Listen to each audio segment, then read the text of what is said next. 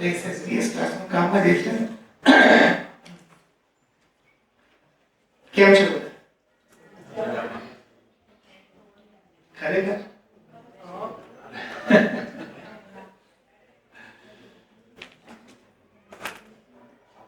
હું તો મારો એક્સપિરિયન્સ કર્યું તમને. હું આ 10 દિવસ 10 નહીં પણ 7 દિવસ થયા આવા જવાના કરતા 10 દિવસ થયા. સોમબેન સિવિલ કરીને આવ્યો હાપુરમાં. તેમના ભાઈનું જ સંજીવભાઈનું જ ફાર્મ છે ત્યાં. અને એમાં જ આખું અભ્યુદય માનવ શોધ સંસ્થાન કરીને પહેલા એ પાર્ટી પ્લોટ હતો. પછી એક સમય આવ્યા પછી એ ભાઈને એમ થયું એમને એમના ભાઈ છે કદી કે આનું શું કરવું એમ. માણસ એક લેવલે પહોંચી જાય આવશ્યકતાઓમાં એને જો આનો સદુપયોગ કરવો છે તો સદુપયોગ કરવા માટે એ જે આપણો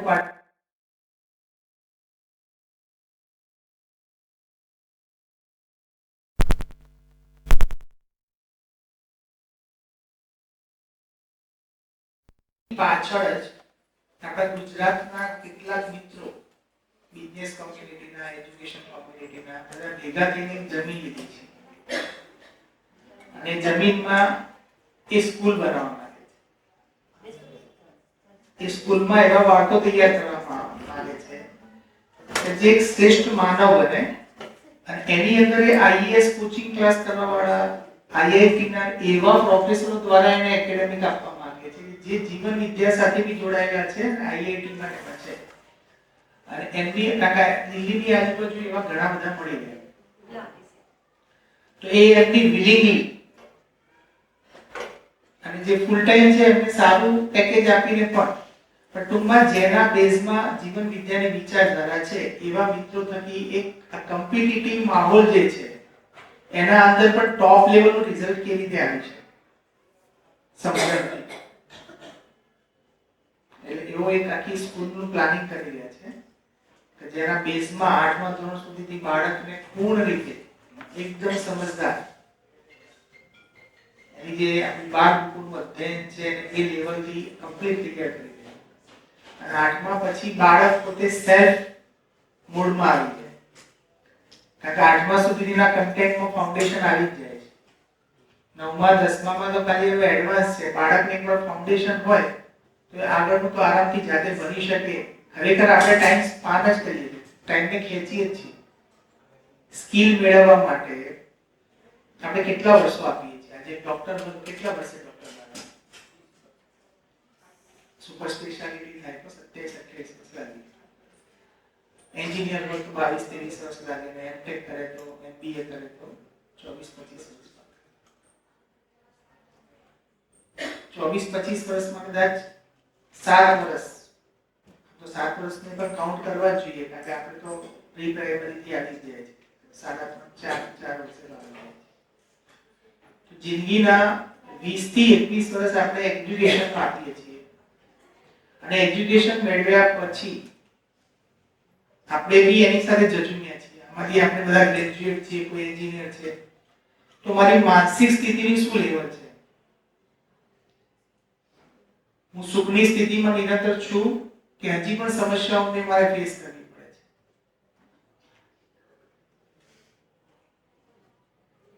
કારણ કે આપણે જાણતા અજાણતા 21 વર્ષમાં એટલું બધું ગાર્બેજ ભરી દઈએ છીએ, મગજમાં એટલું બધું બેગેજ છે કે આપણને ડિપ્રેસ કરે છે. તો અત્યારના જે એન્જિનિયર થઈ ગયા પછીના બાળકોમાં આગળ બે જગ્યા છે.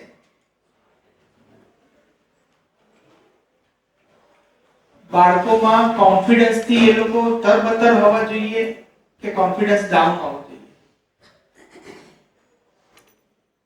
સ્થિતિ શું છે? ગમે તે જોઈએ. એટલે એના આઉટકમમાં એજ્યુકેશન પ્રત્યેનો વિશ્વાસ ઘટે છે. જો આપણી ગુજરાતી ફેમિલીઝમાં એવા ઘણા બધા બાળકો જોવા મળે છે કે નથી ભણવા માટે હું કંઈક બિઝનેસ કરી દઈશ. બિઝનેસ કોમ્યુનિટીમાં આવે તે વધારે આને બાળકોને એની રિયલ લાઈફ સાથે કનેક્ટ બી નથી થતા ઘણા બધા ટોપિક. આપણે મેથ્સ ભણાવીએ, ત્રિકોણમિતિ ભણાવીએ, sin સ્ક્વેર cos સ્ક્વેર 1 ભણાવીએ. આ બધી વસ્તુ લાઈફ સાથે કનેક્ટ નથી થતી. જે લાઈફ સાથે કનેક્ટ નથી થતી એના અંદરનો ફેઝ કેવી રીતે આવશે? મતલબ જો સમસ્યા ક્યાં છે, જે ખોટું છે ને, જે ભ્રમ છે, જો આપણો અભ્યાસક્રમ પણ ભ્રમી થશે તો એક સમયના અંતે એનો એ ખત્મ થશે, એના પ્રત્યેનો ફેથ ઘટશે જ. પહેલા જ્યારે આ એક મોડર્ન ટાઈમની વાત છે, મોડર્ન ટાઈમની એક ગિફ્ટ છે આપણને કે આપણે તર્ક કરતા થઈ ગયા. ગવર્નમેન્ટ ઓફ ધ સ્ટેટ આલ્સો વર્ષે ને વર્ષે જે મારો અનુભવ છે પહેલી બેચ જે 10th ની હતી એ લોકોનો જે સિલેબસ હતો યા 12th નો આજની તારીખમાં વર્ષે વર્ષે ઈઝી કરવામાં આવે. So level is going down. Easy કરવું એ solution no what you are saying કે ભાઈ હા, એટલે ભાર વગરનું ભણતર આપણે એ સમજવું બધું છે. તમે જેમ કીધું trigonometry is not related to that. Related છે, But they are not able to connect. The way they are learning it, that is not proper. But what I mean to say is, the government also now they are thinking to develop skills in students, to add some subjects which are related to skills in the syllabus of this all the classes. But why every year there is experiment on students only? According to my experience of these 12 years as a principal, every year the pattern of paper, the syllabus, every year they are making it easy. Like so, we people like some schools or some organizations are thinking about that. So the foremost thing is the government should think about that to make the students understand that this syllabus is related to their life as well. Not only trigonometry, other subjects are also there. But if they make it so more practical or like that, every year the syllabus is decreasing because results are going down. They only need results. because the problem is man, the faith towards education is less. Is less. Exactly. I mean to say that to increase that faith, there should be more, the whole part is not on public. First, now we are running the syllabus, but it is based on what the books which are given to us, the syllabus which is planned by the experts sitting at the higher level, isn't it? So what I feel is to make it more related to students' practical life, it should be related to skills as well. Now they are thinking on that. After many years, The reason in Gujarat, what I have found is every year there is experiment on students. in all over the world, Maybe, my experience is here. આખી માનવજાત આપણે એક particular નહીં લઈએ, આખી માનવજાત આ દિશામાં પ્રયત્ન કરે છે કે એને એમ લાગ્યું કે ભાઈ નહીં, વિકસિત દેશ, અત્યારે વિકસિત દેશની સ્થિતિ જુઓ, તેમાં જીડીપી ગ્રોથના બેઝ ઉપર નક્કી કરવામાં આવે છે કે વિકસિત દેશ. ઓકે, જીડીપી એ ખરેખર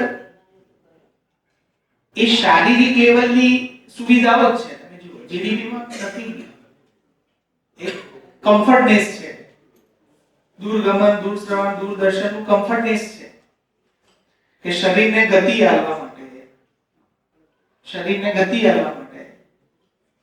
ત્રણ વસ્તુઓ છે: દૂરગમન, દૂરશ્રવણ, દૂરદર્શન. આ ત્રણનું એક્સપાન્શન જ થયું છે સાયન્સ. ના ડિટેલમાં આપણે એની ચર્ચા ક્યારે કરશું. તો રિયાલિટી એવી છે કે જે આધાર જે છે, એજ્યુકેશનનો આધાર, એ ખોટો છે. કેમ? કારણ કે અત્યારે જે આધાર છે વસ્તુ કેન્દ્રિત છે, ભૌતિકતા છે એના centre.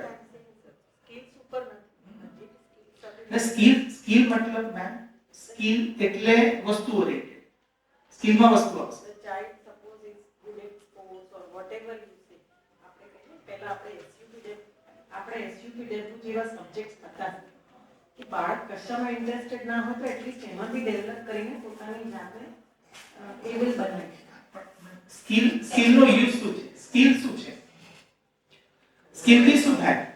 To make the child confident at least. Confident, otherwise મને મારા આ શરીરની આવશ્યકતાઓ પૂર્ણ કરવા માટે એને લાયક બનાવી શકે. રાહુલ ફોકસ થોડું બધી શિફ્ટ કરવાનું છે કે શરીરને સુખી થવું છે કે મેને સુખી થવું છે. Jivan Vidya says that, but the child will get, if the child will get confidence at that level, then the child will think about the next level. No, sir? જ્યારે મારી બધી જ જરૂરિયાતો કે જેમ મેં કીધું આ જીવન વિદ્યાનું મારું મન કેમ લાગે છે, જ્યારે હું આ બધી વસ્તુમાં આઈ ફીલ કે બંને required છે, બંને required છે. Yes. બંને required છે. આપણે ક્યારે એવું નથી કહેતા So કે the પૈસા ન કમાવા જોઈએ, આ સેન્સ જ નથી. ના પૈસાને રિલેટેડ જ કે નથી. પછી લાઈફની અંદર સુવિધાઓ ના આવવી જોઈએ એવી પણ વાત નથી. સ્કિલ ના આવવી જોઈએ એવી પણ વાત નથી. સ્કિલ જોઈએ, પણ મારે પ્રાયોરિટી કોને આપવાની છે? मतलब देखो, एक सरल सेंटेंस,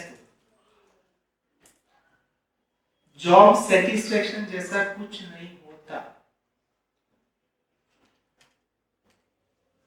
मानव सेटिस्फाइड होता है. ફરી વાર બોલું, આપણે અત્યારે સ્કિલ મેળવીને શું મેળવવા માંગીએ છીએ? Job satisfaction. મને જોબમાં સેટિસ્ફેક્શન. આપણે જોબ સેટિસ્ફેક્શન ને સુખની જગ્યાએ રિપ્લેસ કરીએ છીએ. સુખ ઇઝ ઇક્વલ હું જે જોબ કરું છું ને એમાં મને મજા આવી જાય. તમે જોબ ને કરો ને મજા આવે તો 24/7 કરો. જે કે આપણે સર ડાન્સ ટીચર છે, તમે 24/7 ડાન્સિંગ નું કામ કરો, તો શું તમને લાગે છે કોઈ એવો એક્સ્ટ્રીમ પોઈન્ટ આવશે કે જ્યાં તમને એમ થશે કે યાર મેં પડતું રહેવાનું? જેવી રીતે આપણે પેલા વાત કરી હતી, સતીશ સર એક સરસ વાત કરી હતી કે મને મ્યુઝિક સાંભળવું ગમે છે જૂનું, તો કેટલું સાંભળી શકશો? There is saturation point. Saturation. Job satisfaction जैसा कुछ होता नहीं है. एना विશે જ આપણે બધું સમજાઈ ગયા છે. હા, જોબ સેટિસ્ફેક્શન જોઈએ, રિયલ માં લાઈફ નું સેટિસ્ફેક્શન જોઈએ, રિયલ માં માનવ સેટિસ્ફાઈડ થાય. એટલે એના બેઝ ઉપર આપણે એક વાક્ય પહેલા આવું ચર્ચા કરી હતી, ફરી એકવાર રિપીટ કરું.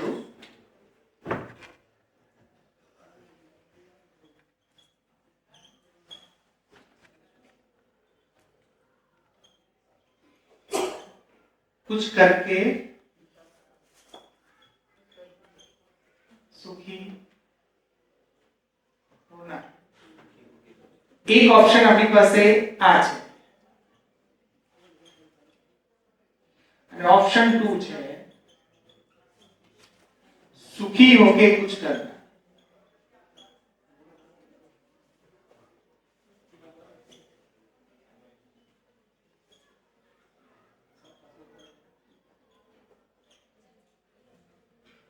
याद છે બધાને? હા, એક હોઈ શકે કે સુખી કેવી રીતે થવાય એના મારી પાસે કોઈ પેરામીટર નથી. જેથી માણસ જાણી જોઈને ભૂલ કરતો નથી. આ વાત સાથે કેટલા એગ્રી? માણસ જાણી જોઈને ભૂલ કરતો નથી.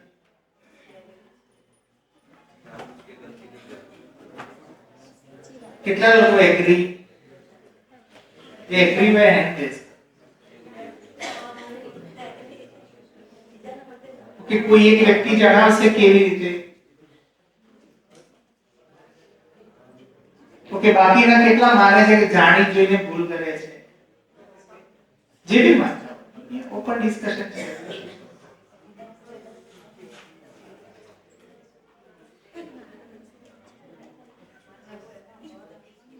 પ્લીઝ ટુ વે રહેશે તો મજા આવશે. તો મને બહુ પ્રિય થઈ ગયા છે સર, કેમ? કારણ કે હંમેશા પાર્ટિસિપેટ.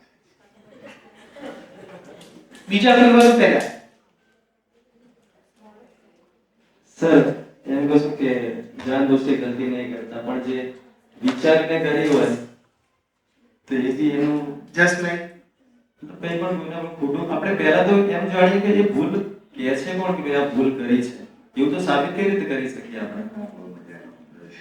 સમજો કે મેં મારી રીતે તો રાઈટ જ કર્યું છે, મેં એની રીતે રાઈટ, તો વચ્ચે પકડે છે કોણ કે આ ભૂલ છે? એટલે મારે જાણવું એનો મતલબ પકડવાનું મારે સ્વયં ને. હા, માળા મારા ગળામાં. તો પછી આગળના ડિસ્કશનમાં ટોપિક સરસ ચાલે. માલા મેરે ગલે. કંઈ પણ સમજવાની, કંઈ પણ ફોર એક્ઝામ્પલ લેવું છે તો થર્ડ પાર્ટીને હું મારી જાતને સેન્ટર પર રાખીને વિચારું કે ક્યારે જાણી જોઈને ગલતી કરી હતી. તો એનો મતલબ કોણ ડિસાઈડ કરશે? ત્રીજો નહીં કરે, હું સ્વયં કરીશ.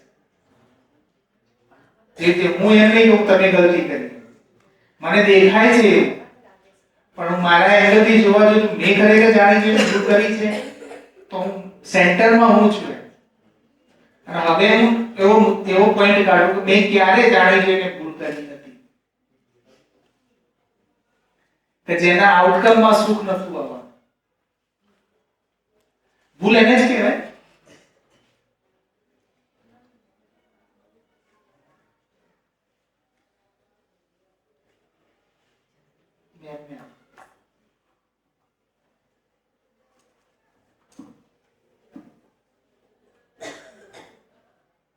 હા તમે કહેતા હતા ને?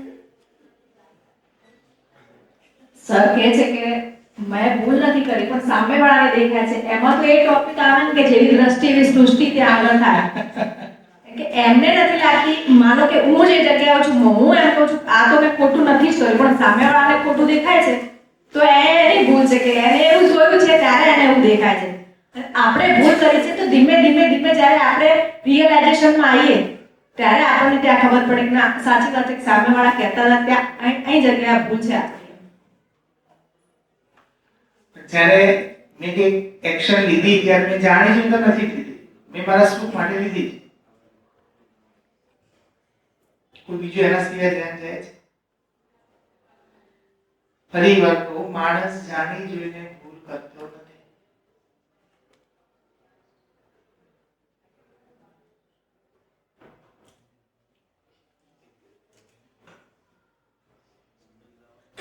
કોઈ મુદ્દો નહીં, જે યાદ આવે ઘરમાં ગમે ત્યાં પતિ દ્વારા, પત્ની દ્વારા, સાસુ દ્વારા, ગમે તે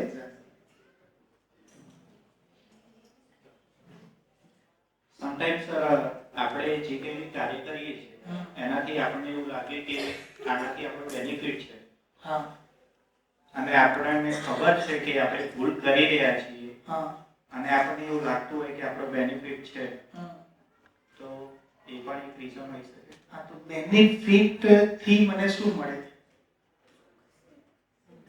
જે મારી પાસે આવા બે ઓપ્શન હતા, કોઈ ઘટના ઘટી ત્યારે મારી પાસે બે ઓપ્શન હતા કે આમાં મને બેનિફિટ મળે કાં તો હું ખોટું કરું છું.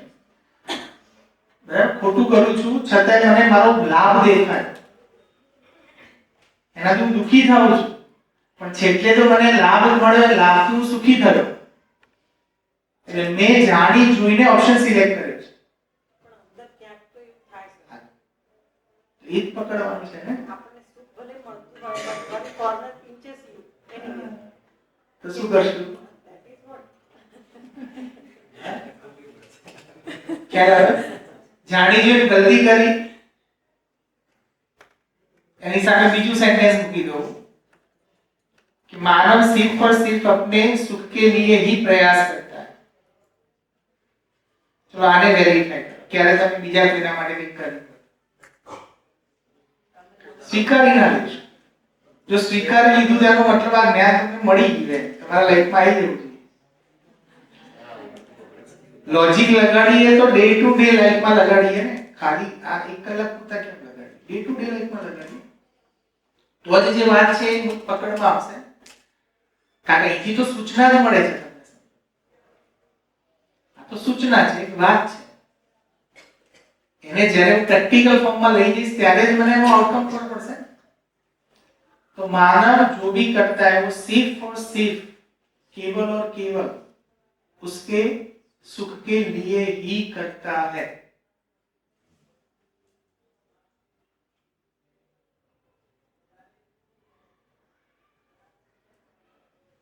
डिसएग्री તમારી વાત.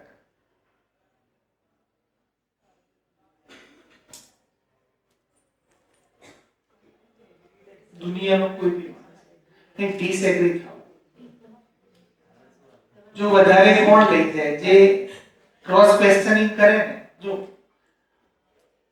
જે વાત છે એની સાથે સંમત થવું બહુ ઈઝી કામ છે, સહેલું કામ છે. હામાં હા પુરાવી એ કોઈ અઘરું કામ નથી. હામાં ના પુરાવી શકીએ ને પણ સર ફેક્ટ है तो we have to accept. જીવન વિદ્યા નતું શિબિરો ભરી ત્યાં સુધી એવું જ લાગતું હતું અમે બીજા માટે જ કરીએ. હવે પછી તો એનો જવાબ નથી. જોબ કરતા હોય કે કઈ બી કરતા એવું લાગે હું મારા પરિવાર માટે કરું છું અથવા ક્યાંક ગયા હું મારા મિત્રો માટે માનની હોય તારી ઈચ્છા છે એટલે જોડે આવું. એટલે એ વખતે બી એવું જ કે તારા માટે આવ્યો છું. ફરવું તો મારે બી હોય. તું કે છે એટલે હું આવું. મારે ના ફરવું હોય છતાં મારે નથી ફરવું, પણ મારો મિત્ર ખુશ થાય છે, મને ફરવામાં રસ નથી. રમેશ સર મને કહે સાહેબ પકોડી ખાવા આવો, બરાબર?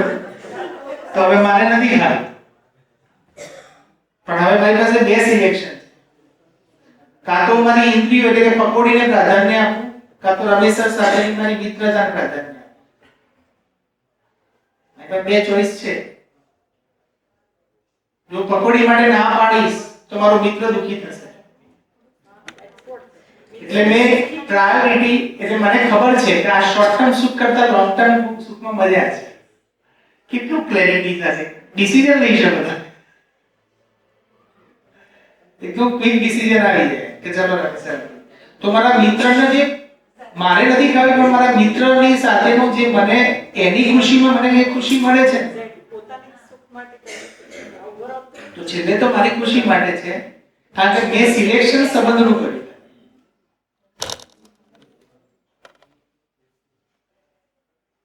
થાય ને ઘણી બધી વાત ઘરમાં બી થાય, પરિવારમાં.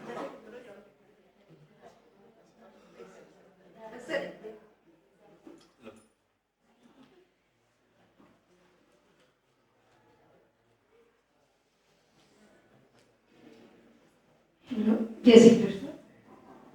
સર તમે કહ્યું કે માણસ પોતાના સુખ માટે જે ફક્ત કામ કરે છે, એટલે અત્યારે તો આ બાબત માટે અમે સહેમત છીએ જેમાં સરનું કેવું છે.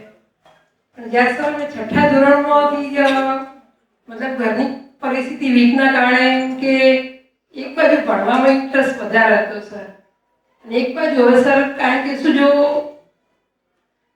એમ કે જોડે નાના મોટા ધંધામાં ધ્યાન ના આપીએ સર તો ઘર ચલાવી શકીએ નહીં. એ વખતે સર અમને તો સુખી થવા માટે તો અમે એ વખતે કામ નતા કરતા સર. અમને એવું લાગે કે હવે એ ભણવામાં અમને સુખ લાગતું હતું એમ, કારણ કે શું ટકાવારી સ્ટેજ એક કટેલી પાલવતું નહોતું. હવે જો એ બીજા કામો મતલબ આખો દિવસ સિંગના પેકિંગ કરવા પડે, બીજના પેકિંગ કરવા પડે, ચણાના પેકિંગ 50-50 ગ્રામના, 10-20 ગ્રામના, તો સર એ વખતે અમને કારણ કે એક કમાણીના સાધન તરીકે અમારે કામ કરવું પડતું હતું. એક ક્ષણ માટે વિચાર, એક ક્ષણ માટે હું વિચાર નતું કરું. પણ સર ના કરીએ તો પછી અમને ભણાવે નહીં ને મારા મમ્મી પપ્પા. તો અમારા મમ્મી પપ્પા અમને ભણાવે નહીં કારણ કે અમારી પોઝિશન સર જો જ્યાં બી એવું આવે ને ત્યારે વિચાર વગર નતું કરું.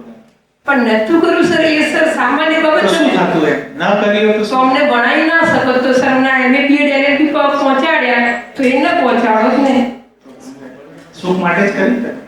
એટલે એ તો ભણવા માટે સુખ સર, પણ એમ યુક્તિ અમે સુખ મળતું તો એવું તો અમે ના જ કરી શકીએ સર. એમ તમે જે કહો છો એ પ્રમાણે જો અમે સ્વીકાર તો ના કરી શકીએ. દુઃખને મિનિમાઇઝ કરવું એ પણ સુખ તરફની દિશા છે. તમારું ધ્યાન રહે. હા એ તો અને એકમાં વધારે દુઃખ મળે છે ને બીજામાં ઓછું દુઃખ મળે છે. હું ઓછા દુઃખ પણ હું સિલેક્શન કરું છું. એ વાસ્તવમાં મારી દિશા સુખ તરફની જ છે. હા એટલે એ વખતે અમને સુખ નહોતું લાગતું એમ કહેવાનો મતલબ ખાલી એવું જ લાગતું. તમારી પાસે બે દુઃખ હતા, બે દુઃખમાંથી જેમાં ઓછું દુઃખ મળે સિલેક્ટ કર્યું, તો ઓછું દુઃખ મળે વાસ્તવમાં એની એકાઉન્ટની મેથેમેટિક્સ પ્રમાણે વિચાર. તો ઓછું દુઃખ મારી પાસે બંનેમાં મને દુઃખ લાગે છે, પણ બંનેમાંથી હું સિલેક્શન કોનું કરીશ? બધા દુઃખનું કે ઓછા દુઃખનું? સર તો એ દિશા કઈ રહી? અમારે તો સર બંનેનું કરવું પડ્યું. મતલબ રાત દિવસ એ બી ધ્યાન આપવું પડ્યું, ભણવામાં ધ્યાન આપવું પડ્યું સર. એમ નથી કહેતો.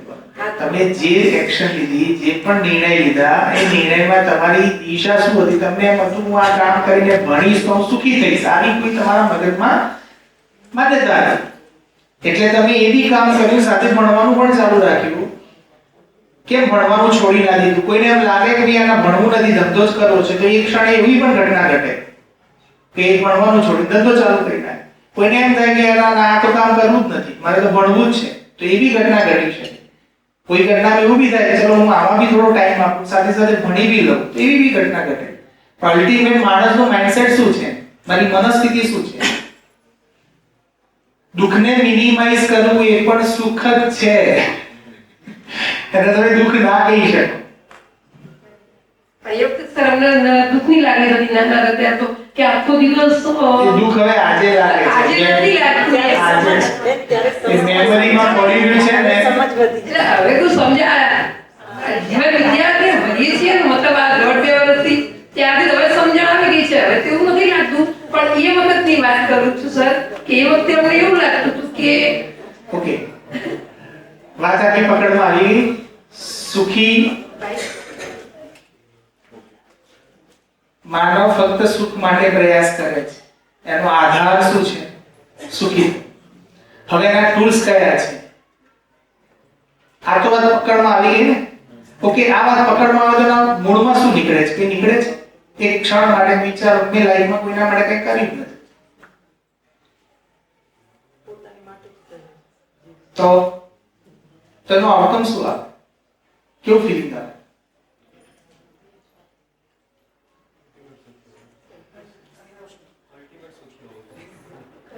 મેં ફક્ત ને ફક્ત મારા સુખ માટે જ પ્રયાસ કર્યો છે અને પ્રયાસરત છું, તો આનાથી આઉટકમ શું આવે?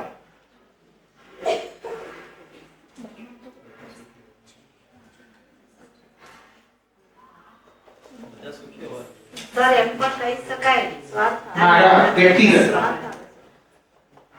વ્યક્તિગત આ મેડમના દ્રષ્ટાંત પ્રમાણે એમ પણ કહી શકાય કે એમને જે મહેનત કરી પ્લસ એમને સ્ટડી કરી, આ બંને જે વસ્તુ કરી એમાં એમને નિરાશા તો નથી જ, એટલે એમને સ્ટડી પણ કરી શક્યા, મહેનત પણ કરી શક્યા. એ આપણું સુખ જ છે. નિરાશા નથી, એ સુખ હતું એમ. બરાબર, સુખ જ છે. સુખ વગર માણસ કશું ના કરી શકે. ખાલીપણું જ આવે. હું બીજી એક સરસ વસ્તુ પર ધ્યાન લઈ ગયો, પણ મને એટલું કહી દો, તમે એક ક્ષણ માટે પૂરેપૂરું 100% વિચારી લો. આજે આખા દિવસની એક્સરસાઇઝમાં એટલું જ કરશો તમે, એક દિવસ પૂરું. તમે લાઈફમાં બીજા માટે ક્યારે કંઈક કર્યું અને હું જે પણ આવે એને લખો એક બાજુ કાગળ. આટલું કામ કરો. અને એની પાછળની થોટ પ્રોસેસ થતા છેલ્લે આઉટકમમાં શું લાગે છે? સેલ્ફિશ થવાય છે કે બીજું કંઈ થાય છે? આપણા માટે હંમેશા વિચારવું. Selfish કંઈ ના કરીએ ને તો અંદર અંદર guilty feel થયા છે, આપણે કર્યો તો સારું હતું. Selfish થઈ જઈએ પછી આપણે. તો એનો મતલબ આપણે હવે બીજાને મદદ કરીએ નહીં કરવાની ને નહીં કરીએ. નહીં કરી આના આઉટકમમાં એવું આવે છે. નહીં કરીને આપણને એમ જ થાય છે કે એને કરતા કંઈક કરી લીધું હોત તો સારું. સારું ખોટું તો એને ખબર છે કે હજી 100% જે એંગલથી થોટ પ્રોસેસ હજી બહાર ધ્યાન છે. સ્વયંમાં ધ્યાન લઈ જાઓ, એટલું વિચારો કે ભાઈ લાઈફમાં આપણે કે સુખી થઈ જઈએ તો પછી સમજો કે આપણે કાર્ય કર્યું ખુદના માટે જ કરવું રહેશું, બધું સેલ્ફલેસ, બધું સ્વાર્થી વાળું, તો પછી તો એ પણ લાગુ પડે કે જો जिसके पास होगा वो बातें કરી તો આપણે સુખી થઈ જશું, તો આપણે સુખ વાળશું તો બધા સુખી થઈ જશે.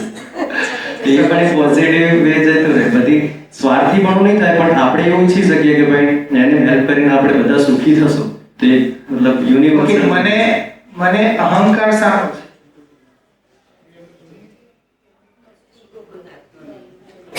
મને અહંકાર શાનો છે? મેં બીજા માટે કંઈક કર્યું એનો ચેક કરો. સાપેક્ષતામાં પોતાની જાતને ઓળખીએ એટલે અહંકાર પેદા થાય. તો આજે હું મારી વાઈફ સાથે પણ બાળક સાથે પણ જે વ્યવહાર કરું છું એમાં મને અંદરથી એવું છે કે આ તો મારું ઓનરશિપ છે અહીંયા.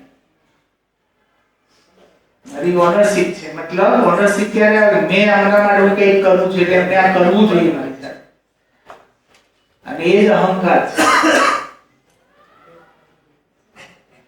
તો સ્વાર્થી ન થવાય, અહંકાર શૂન્ય થઈ જાય માણસ. જુઓ, જ્યારે જ્યારે મેં વિચાર્યું કે હું આના માટે કરું છું, ત્યારે જ મારા અંદર અહંકાર પેદા થાય છે. એટલે પોતાને જાણવાની પહેલી શરૂઆત અહંકાર શૂન્યતામાંથી થાય. જે આપણે બાળકને ભણાવતા પણ ગુસ્સે થઈ જાય છે કે તને આટલું ના આવડે, એટલે તમે કયા સેન્સમાં જતા રહો છો કે તમે એના માટે ખૂબ કર્યું છે, છતાં એ સમજવા તૈયાર નથી. એટલે તમે એના માટે ખૂબ કર્યું છે ને, એ સેન્સમાંથી થોડા હટીને સાઈડમાં જઈને વિચારો કોઈ એના માટે કાંઈ કરતો નથી, અને હવે તમે એના ઉપર દાદાગીરી કરો. સેકન્ડ સાઈડ એવું બી થાય ને સર કે એને નથી આવડતું તો એના માટે હું જવાબદાર છું. એ ક્યારે આવે? એ ક્યારે આવે? પણ એ અફસોસ નથી. એ ક્યારે આવે? જવાબદારી છે. એ ક્યારે શક્ય છે? જ્યારે હું એ એંગલથી જોઉં કે હું જે પણ કંઈ કરું છું એ મારા સુખી થવા માટે કરું છું. જો હું બીજાને સુખી કરવા માટે કરું છું, આવું જ્યારે જ્યારે મારા ધ્યાનમાં જશે ત્યારે જ મારા અંદર સાપેક્ષતા સ્વરૂપે અહંકાર પેદા થશે. અને અહંકારના કારણે જ મોટા ભાગના ઝઘડા છે. ચલેગી કિસકી, જેનો અહંકાર વધારે હશે એ એવું સાબિત કરશે કે ક્યાંક ને ક્યાંક બે પદ હોય, બે પદમાંથી એક પદનો પ્રભાવ વધારે હોય જે બીજાને સ્વીકાર્ય ના હોય. કારણ કે કોઈ પણ માણસ પરતંત્ર થવા માંગતો નથી, બધા જ સ્વતંત્ર રહેવા માંગે છે. કારણ કે કુદરતની, પ્રકૃતિની મૂળભૂત અસ્તિત્વની એવી ડિઝાઇન જ છે. જેવી મને ડિઝાઇન પકડમાં આવે છે એટલે મારો બીજાની સાથે વ્યવહાર બદલાઈ જ જાય છે. જો સિમ્પલ તમે વિચારો કે હમણાં જાણી જોઈને ગલતી કરતો નથી, મતલબ એમ વિચારો કે હું મારી જાતને એમ માનું, જો દુનિયાનો દરેક માણસ પોતાને સમજદાર માને છે એટલે સામેવાળા સાથે દલીલ કરે છે. મને સામેવાળાની સામે દલીલ કરવા માટે મારી પાસે એવું એક સ્ટેન્ડ હશે, એ સ્ટેન્ડમાં હું એવું માનતો હોઈશ કે સામેવાળા કરતા હું વધારે સમજદાર છું. એગ્રી? tako ને? કે મને એવું લાગે છે કે હું ઓછો સમજદાર છું, હું દલીલ કરી રહ્યો છું. કે મને એમ લાગે છે કે સામેવાળા કરતા મને સમજ વધારે છે એટલે હું દલીલ કરી રહ્યો છું.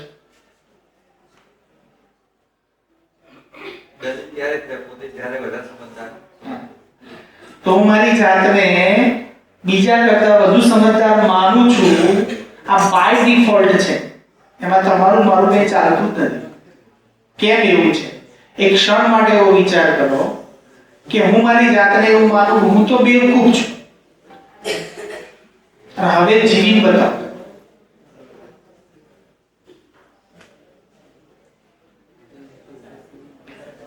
તમે કાયમી એવું જ માનો બધાની સાપેક્ષમાં હું બધા કરતા બેવકૂફ છું, મારામાં કોઈ સમજ નથી, અને હવે તમે જીવીને બતાવો. તો માનવ મૂળભૂત રીતે સમજદાર થવા માંગે જ છે, એની ડિઝાઇન છે.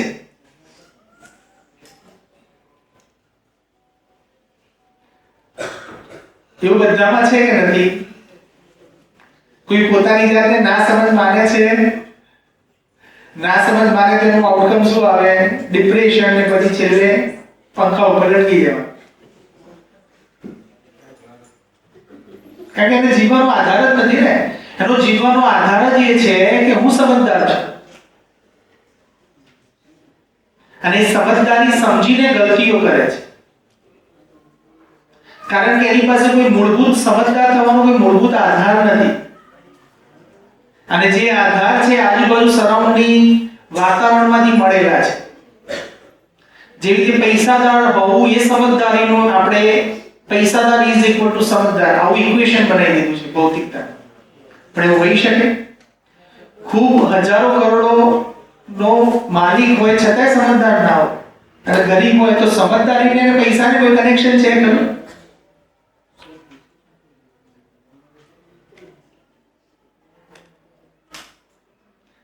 તો દરેક માનવ એવું કેમ માને છે હું સમજદાર છું? કારણ કે એની મૂળભૂત ચાહના જ સમજવાની છે. તમે નાના બાળકને એમ કહેજો તને ખબર નથી પડતી, એક્સેપ્ટ કરશે? ઓકે, કોઈ બી વ્યક્તિને એમ કહેજો તમે સમજદાર નથી, તમને ખબર નથી, કોઈ એક વ્યક્તિને એક્સેપ્ટ છે? કેમ? તો કેટલી અદ્ભુત ડિઝાઇન છે અસ્તિત્વ. મારું ધ્યાન જવું જોઈએ, હું સમજવા માટે પેદા કરું છું અને સમજ વગર હું તૃપ્ત થઈશ જ નહીં, શક્ય જ નથી હું તૃપ્ત થવું.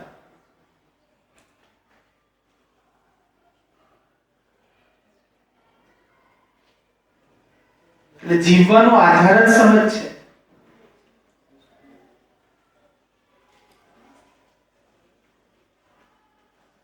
હવે સમજ સાની? તો હું પ્રકૃતિની એક ડિઝાઇન છું, અસ્તિત્વની એક ડિઝાઇન છું અને ડિઝાઇન શાના માટે બની છે?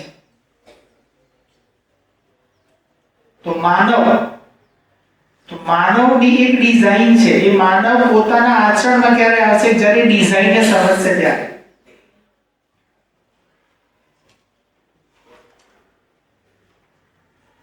જો ડિઝાઇન નહીં પકડમાં આવે તો મારાથી ભૂલો થશે જ. ઓકે, બીજી મજાની વાત કે જે પણ ભ્રમ છે ને, ભ્રમનો એક વેલિડિટી તો છે જ. આજે હું એમ માનું કે યાર હું કરોડપતિ થઈ જઈશ ત્યારે સુખી થઈ જઈશ,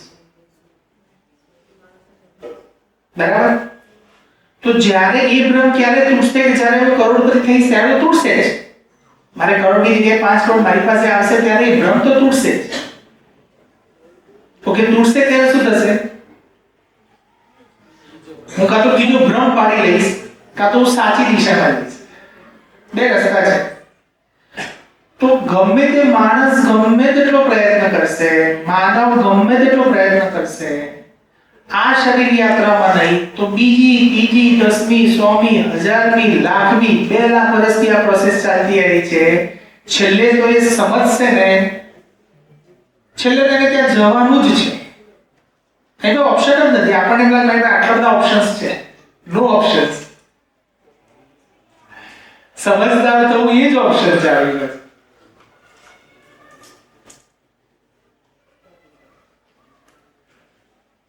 આપણને એમ લાગે કે આપણે બધા એકબીજાથી અલગ અલગ છે, તો શરીરની સાપેક્ષમાં અલગ છીએ આપણે બધા જ. રૂપ, રંગ, ઇન્દ્રિયોની સેન્સમાં કોઈને ગળ્યું વધારે ભાવે, કોઈને તીખું વધારે ભાવે, પણ મૂળ ચાહતના સ્વરૂપમાં પણ બધા એક જ છીએ. મૂળ ચાહત સુખી થવું, નિરંતર સુખી થવું. હવે એને તમે લલકારી જુઓ, જેટલું લલકારી શકાય.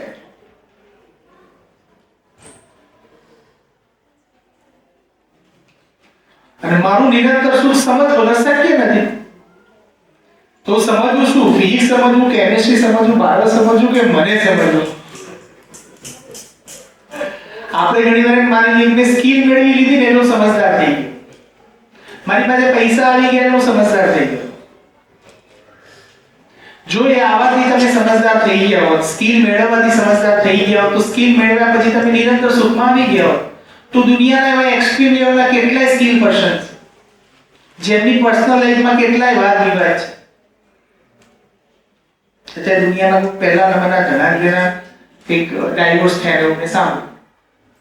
હમણાં જે સવારે એક લેખ વાંચતો હતો કે ઇન્ડિયાની એક ટોપ મોસ્ટ કંપની, બરાબર, કંપનીઓના નામ રેકોર્ડ થાય છે, બધા ચર્ચા નહીં કરીએ, પણ ઠીક છે, આપણા માટે એક્ઝામ્પલ છે, આપણે કોઈને ક્રિટિસાઇઝ નથી કરતા, કારણ કે એ વ્યક્તિ પણ જાણી જોઈને ભૂલ કરતા નથી. તો એમની લાઈફમાં પણ એ સમસ્યાઓ થઈ હતી કે એમને કઈ બધી સંપત્તિ એમના પુત્રના નામે કરી અને પછી એના કારણે કોઈ સમસ્યાઓ ઊભી થઈને આજે એમની પાસે ભાડાનું ઘર પણ નથી. હવે સાચું ખોટું મને ખ્યાલ નથી, પણ કંઈક ન્યૂઝમાં હશે, તેના કોઈ આધાર હશે, એમનો તો ન્યૂઝમાં નહીં હોય. તો મતલબ શું થયો? સંબંધનું સુખ મળ્યું.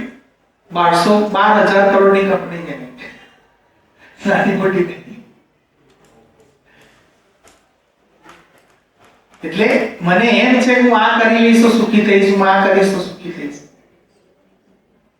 જો આધાર ખોટા હશે તો ટ્રાયલ એરર થવાના જ છે. સાચો જવાબ નહીં યાર. સાચો જવાબ લાવવો હશે તો એની સાચી દિશામાં કામ કરવું પડશે. અને અહીંયા મૂળભૂત રીતે આપણે જીવન વિદ્યામાં એક જ વાત થાય છે, કોઈ વસ્તુ માનવાની નહીં. તમારા મગજમાં ના ઉતરે તો સાઈડમાં રાખવાની, પણ એને ચકાસતા રહેવા.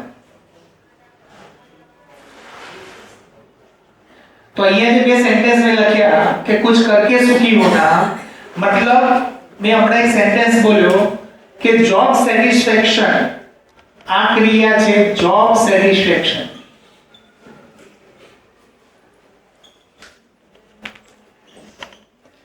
અને આ ક્રિયા છે માનવ નિરંતર સુખી થાય પછી કામ કરે. मतलब मानव समझदार પછી કામ કરે. તો બેમાંથી શું લાગે છે, કયા આઉટકમ વધારે આપે? તમે હાલ જે સ્ટેજ પર કામ કરો છો એ જ જગ્યાએ દાખલા તરીકે પત્ની તરીકે, પતિ તરીકે, એક ટીચર તરીકે, એક વહુ તરીકે, ઘરમાં જે પણ તમારી પાસે રોલ છે, અથવા એક પુત્ર તરીકે જેટલા પણ રોલ છે એ બધા જ રોલમાં કોઈને એમ થાય કે મારા મા બાપની ખૂબ સેવા કરું તો સુખી થઈ જઈશ. પણ જો એમાં પણ સમજ નહીં હોય તો બર્ડન જેવું લાગશે. બે ભાઈ છીએ, મા બાપ તરીકે મેં મારા મમ્મી પપ્પાને રાખ્યા અને એક સમયે મને એમ કોકે કીધું તો સૂચના આપી હતી સત્સંગમાં કે મા બાપ એ જ ભગવાન છે, મા બાપની સેવા કરો તો તમે સુખી થાઓ. એટલે મેં અંદર મેં એવું વિચારી, લાલચ પેદા થઈ ગઈ કે મા બાપની સેવા કરીશ તો આજ નહીં તો કાલ કોક લોટરી લાગશે, હું સારા કર્મો કરીશ તો કાં તો મને સ્વર્ગ લાગશે, તો મારી સાથે સારી જ ઘટનાઓ ઘટશે. કોઈ આસ્થા બસ, કારણ કે આસ્થા આપવા વાળા વ્યક્તિ દ્વારા આસ્થા આપણને મળે. તો એવી સ્થિતિમાં શું થાય? હું કામ તો કરું જ છું, મા બાપની સેવા કરું જ છું, પણ પછી મને એક સમય પછી એમ થાય કે બધું મારે જ કરવાનું. મારા ભાઈને તો જરાય પડી જાય અથવા મારી બેનને જીતી આ તો એક્ઝામ્પલ છે તો બોજો બની જશે ને. કારણ કે એમાં આપણે શું કરવા હતા, કુછ કરકે સુખી હોનેની કેટેગરીમાં.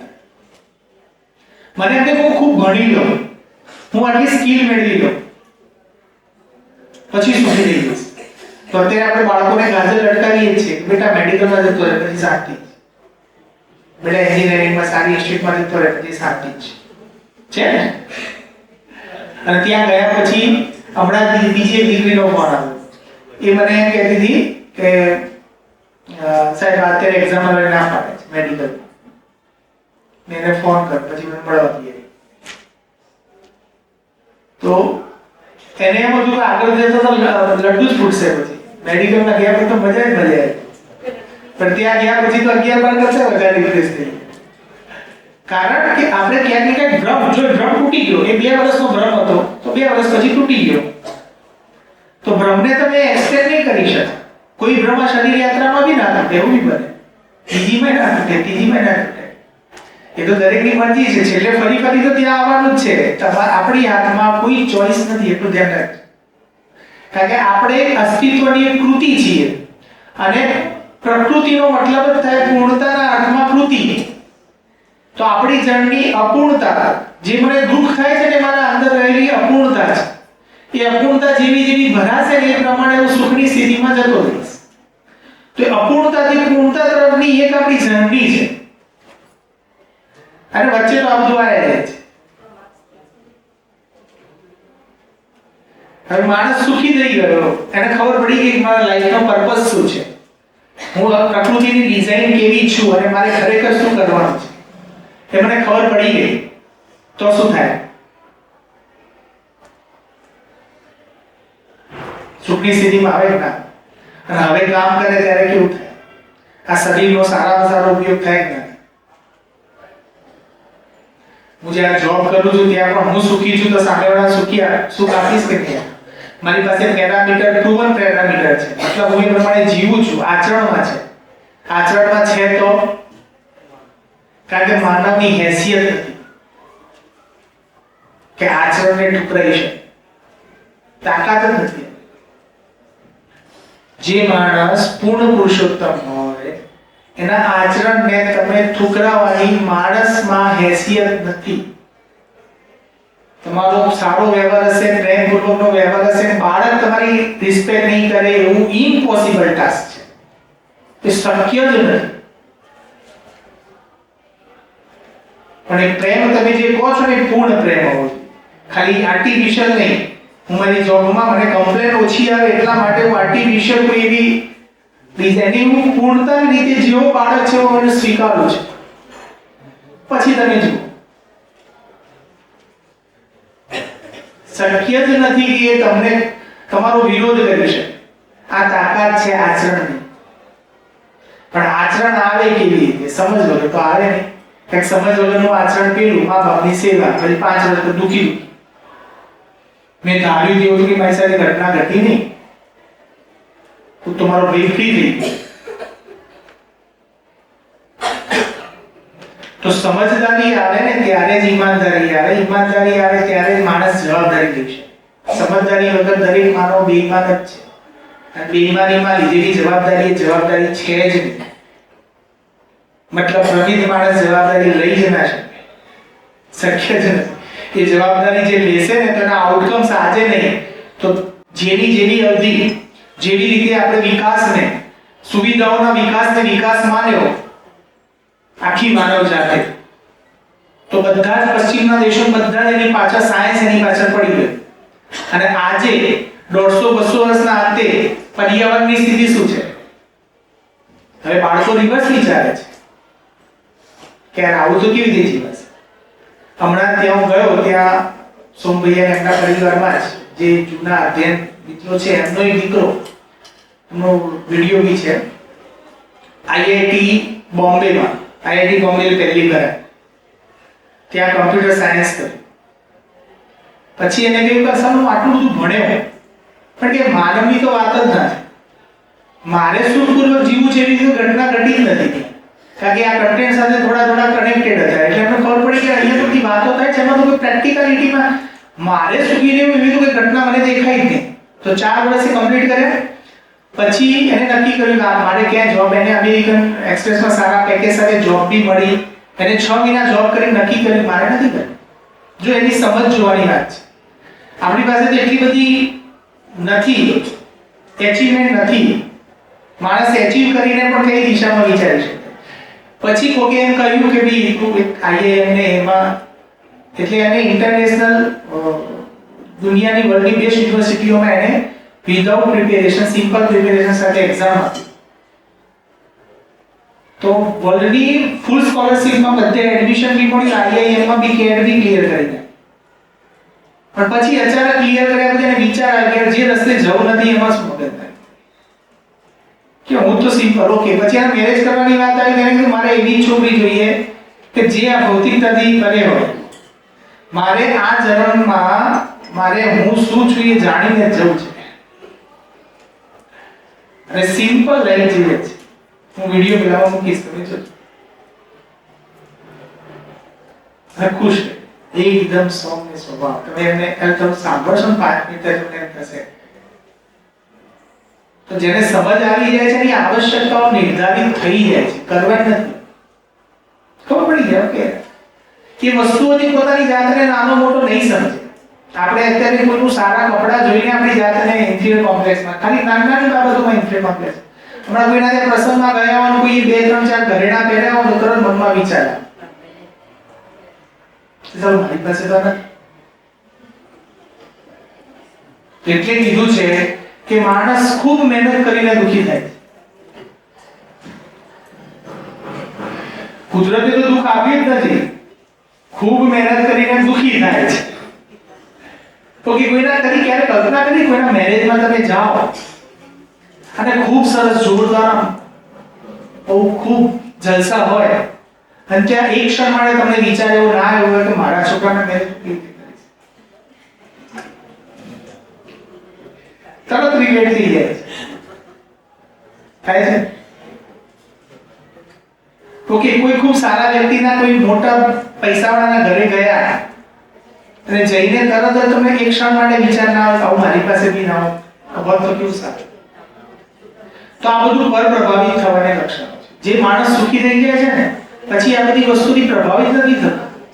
અને સમજદાર વ્યક્તિની પાછળ તો આ બધી વસ્તુ કારણ એને ખબર છે કે આવતું હોય પણ એને એનો સદુપયોગ કરવામાં એને મજા આવે.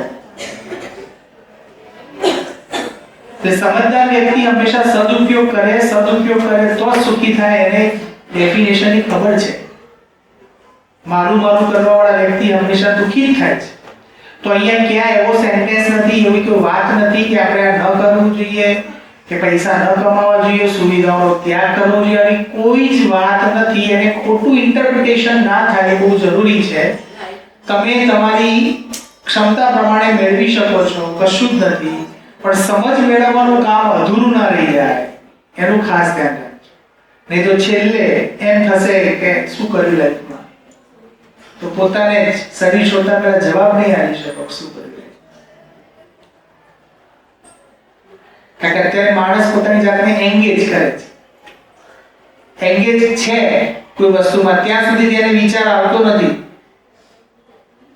પણ પછી જ્યારે એન્ગેજમેન્ટ પૂરું થઈ જાય છે, દાખલા તરીકે એની જવાબદારીઓ જે અત્યારની વ્યવસ્થા પ્રમાણે કીધી છે પૂરી થઈ જાય છે, પછી એને ખાલીપો આવે જ. એ ગેપ દેખાય કે હવે શું હોય. આપણે ત્યાં ગોષ્ઠીમાં બેઠા હતા, એમને કીધું મારા સાસુ સસરા બંને અત્યારે બહુ અમને હેરાન કરે છે. તો બીજા બેન હતા, એમના ઘરમાં એમને સોલ્યુશન શોધ્યું હશે કંઈ, તો એમને એવી સલાહ આપી કે એમને કંઈક એક્ટિવિટી જોઈન કરાવી હોય, એમને જે ગમતું હોય, એમને લાઇબ્રેરી જવું ગમતું હોય લાઇબ્રેરીમાં, અથવા એમને કંઈક જે ગમતું હોય એની એક્ટિવિટી જોઈન કરાવી. તો એ બી સોલ્યુશન ઠીક છે. હજી એંગેજ રાખો એમ, મને નહીં ત્યાં સુધી એંગેજ રાખો. તો આ નહીં તો બીજી સદી જર્ની તો આપણી ક્ષમતા જ નથી. જે ડિઝાઇન છે ડિઝાઇન પ્રમાણે આચરણ કર્યા સિવાય આપણે રસ્તો જ નથી. તો હું કેમ એને એક્સટેન્ડ કરું, અત્યારથી કેમ ના જીવું અને જીવું અને જીવતા શીખવાડું બધા. તો કે એક વિચાર આવ્યો કે નેક્સ્ટ સન્ડે થી તમને બધાને ઓપન આહવાન છે કે અમે એવું વિચારીએ છીએ કે અમે 4-5 મિત્રો પરિવાર સાથે, કોઈ પરિવાર સાથે ન આવે તો વાંધો નહીં, પણ કોઈ પણ એક ટીચરના ઘરે જઈશું અને 2 કલાક કોઈ પણ આના રિલેટેડ ટોપિક ઉપર આપણે ચર્ચા કરશું. તો તમને એવું થાય કે મારા પરિવારને નથી, કારણ ઘણી વાર એમ થાય કે તમારી વાત ત્યાં સુધી ના પહોંચતી હોય તો કદાચ અમારા થકી કે એમના થકી, કાં તો મારા ઘરમાં તમે આવો તો તમારા થકી એક વાત પહોંચે. તો એવી રીતે આપણે ઇન્ટરલિંક થઈએ અને જે સાચી વાત છે એને થોડી સ્પ્રેડ કરીએ. કારણ મને ખબર છે કે જ્યારે અહીંયા શિબિર થાય છે ત્યારે બધાને મન થાય કે મારા પરિવારને જોડ. કેટલાને મન થાય છે?